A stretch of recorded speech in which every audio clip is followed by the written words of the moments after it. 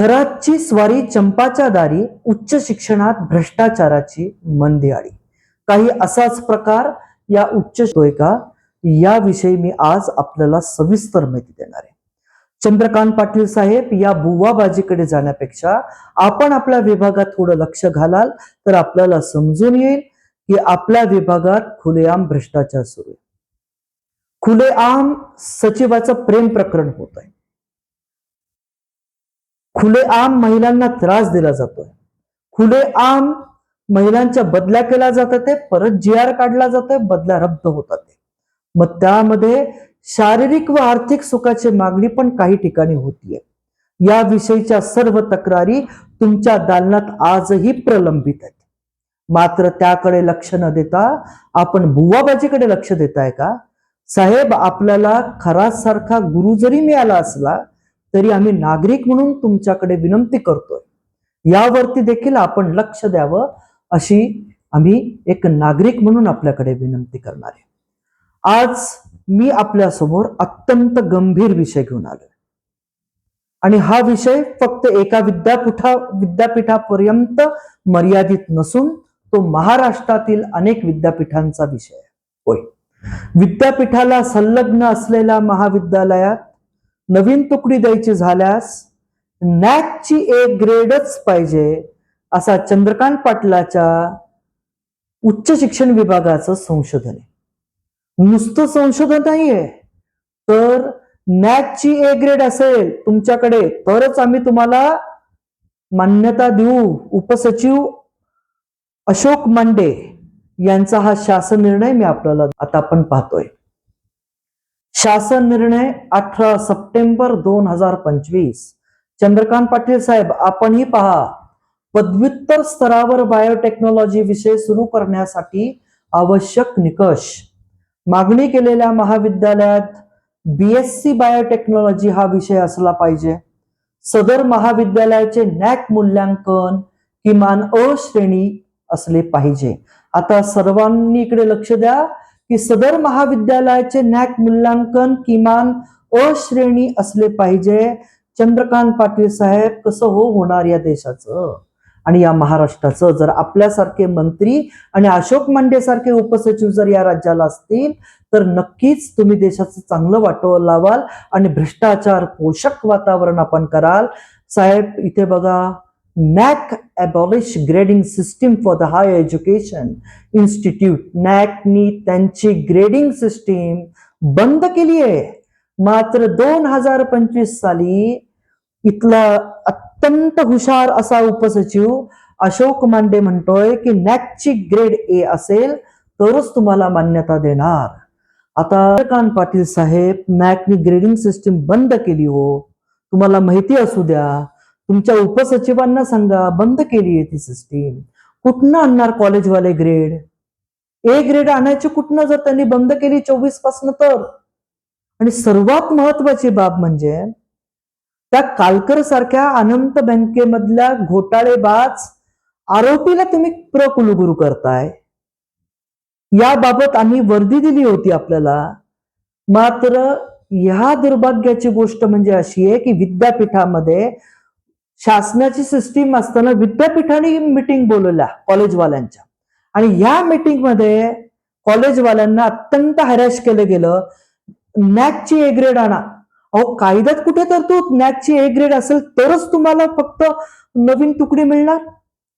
मांडे साहेब, तुम्ही महाराष्ट्र विद्यापीठ कायदा वाचलाय, त्याच्यामध्ये तरतूद कुठे? नॅकची A ग्रेड असेल तरच आम्ही तुम्हाला बायोटेक्नॉलॉजी देणार, B ग्रेड असेल तरच MCOM देणार, अशी कुठे तरतूद आहे का? जर ती तरतूद नसेल तर विधानसभेमध्ये जाऊन करा. शासन निर्णय आणून तुम्ही कॉलेजला ब्लॅकमेल करून त्यांच्याकडनं पैसे लुटायचा हा डाव आहे का? हा भ्रष्टाचाराचा डाव आहे का? क्लिअर कट दिसतोय इथे भ्रष्टाचार होणार आहे. शेवटी कॉलेजवाले वैतागून पाकिटं देणार आहेत मंत्रालयामध्ये. तो कालकर म्हणतो, जा मंत्रालयात पाकिटं द्या, इथं कशाला येत आहे? अशा काही कॉलेजवाल्यांनी आम्हाला स्पष्ट सांगितलं. म्हणजे या महाराष्ट्र कुठे नेऊन ठेवलाय आपण?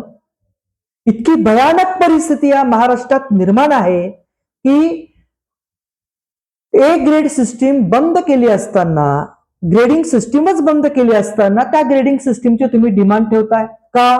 का ठेवताय? 26 फेब्रुवारी 2024 माझं पत्र तुमच्याकडे आलंय. त्या पत्रावरती ना तुमचं सचिवांनी उत्तर दिलं, ना उच्च शिक्षणच्या अधिकाऱ्यांनी उत्तर दिलं.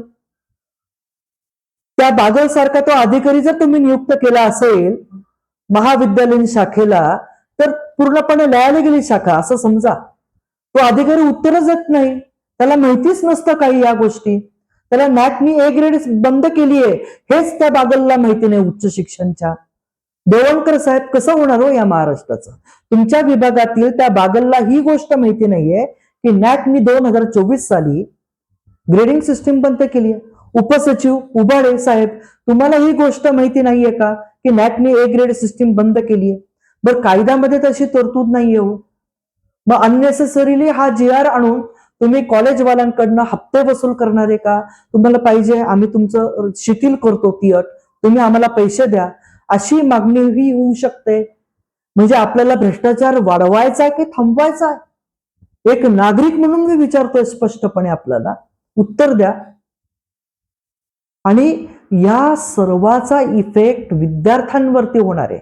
चंद्रकांत पाटील साहेब, आपला असा डाव आहे का की जी प्रायव्हेट विद्यापीठ झाले, फर्ग्युसनचं प्रायव्हेट विद्यापीठ झाले, DES विद्यापीठ, MITने प्रायव्हेट युनिव्हर्सिटी केली आहे, मग हे सावित्रीबाई फुले पुणे विद्यापीठाला जे ऍफिलेटेड कॉलेज आहेत त्या कॉलेजेसला संपवायचं, तिथल्या ऍडमिशन संपवायच्या, आणि ह्या ना त्यावेळी त्यांना अप्रुव्हल मिळणारच नाही, विद्यार्थी तिथे जाणारच नाही, आणि विद्यार्थ्यांनी हायर फी देऊन फक्त जे पैसेवाले विद्यार्थी आहेत त्यांनीच फक्त शिकायचं का, असं तुम्ही जाहीर करा. तुम्ही गोरगरीब विद्यार्थ्यांना शिकू देणार आहात का? शिक्षण हे गोरगरिबांसाठी आहे का, असा प्रश्न पडण्याची परिस्थिती आली आहे. MIT, DES इन्स्टिट्यूट या सारख्या प्रायव्हेट युनिव्हर्सिटीची फी एक सामान्य घरातल्या विद्यार्थ्याला परवडणार आहे का? एक गरीब घरातल्या विद्यार्थ्यांना परवडणार आहे का? जर हे कॉलेजेस विद्यादानाचं पवित्र काम करतात आहे, त्यांना करू द्या. अनाहक तुम्हाला MIT, VIT सारखे जे युनिव्हर्सिटी ज्या झालेल्या आहेत त्या विद्यापीठांना पोसायचंय म्हणून, आणि यांना तुम्ही दाबणार आहात का, असं पण तुम्ही स्पष्ट करा. हा आमचा प्रश्न आहे. आणि इतका मोठा भ्रष्टाचार आपल्या विभागातल्या मांडेला तुम्ही विचारा की मांडे साहेब, अशोक मांडे साहेब, नॅकनी ए ग्रेड बंद केली हे तुम्हाला 25ला माहिती नाही होत? बर, ठीक आहे, त्या उच्च शिक्षणच्या बागलला विचारा. अहो काय, कुठे नेऊन ठेवला तुम्ही महाराष्ट्र माझा? फक्त भ्रष्टाचार वाढवायचा, कसा वाढवायचा हे तुमच्याकडनं शिकलं पाहिजे. तुम्हाला अशोक खरासारखे गुरु भेटलेत का की ज्याच्यामुळे तुम्ही असे काहीतरी विश्वविक्रम करायला पाहताय? हा पण प्रश्न आमच्या पुढे येतो. अहो, या उच्च शिक्षण विभागात तर अशी परिस्थिती निर्माण आहे, उच्च व तंत्र शिक्षण विभागात एकीकडे महिलांच्या बदल्या करतात, महिलांच्या बदल्या करून त्या महिलांनी तिथे उच्च शिक्षण विभागात यायचं मंत्रालयामध्ये, एक तर थोडे पैसे द्यायचे किंवा दुसऱ्या प्रकारचे पण काही गोष्टी महिलांच्या बाबतीत होतात, ते या विषयीच्या तक्रारी उच्च शिक्षण मध्येच प्रलंबित आहे. या तक्रारीवरती खरात बाबाच्या शिष्याला म्हणजे चंद्रकांत पाटलांना वेळच नाहीये. चंद्रकांत पाटील साहेब बुवाबाजीत व्यस्त आहेत का? पण त्यांना ह्या गोष्टींकडे लक्ष द्यायला वेळ नाहीये का? मांडे साहेब, तुम्हाला वेळ नाहीये का? 26 फेब्रुवारीला जेव्हा पत्र येतं त्या पत्रावरती ना संचालक उच्च शिक्षण रिप्लाय देतात, कारण का बादल सारखा व्यक्ती जर तिथे बसलेला असेल तर 100% महाविद्यालयीन शाखा डळमेट झाल्याचं एक लक्षण आहे. त्याच्यात यांचे वरिष्ठ अधिकारी अक्कलकोट स्वामींना जातात, ते पण दुसऱ्याच्या पैशाने जातात, आणि यांचेच मंत्री बुवाबाजीत व्यस्त आहे. काय होणार आहे या देशाचं? कधी देणार आहे तुम्ही लक्ष उच्च शिक्षणात? चंद्रकांत पाटील साहेब, तुमची वेळ द्या, आम्ही तुमच्याकडे येऊन व्यथा म्हणतो, पण वेळच देत नाही साहेब. संचालकांकडे भेटायला गेला तर संचालक वेळ देत नाही. करायचं तरी काय? म्हणजे या महाराष्ट्राला अत्यंत वाईट परिस्थिती निर्माण ह्या चंद्रकांत पाटलांमुळे. देवेंद्र फडणवीस साहेब आपणच आता लक्ष घाला, आपल्याकडनं महाराष्ट्राला अपेक्षा आहे.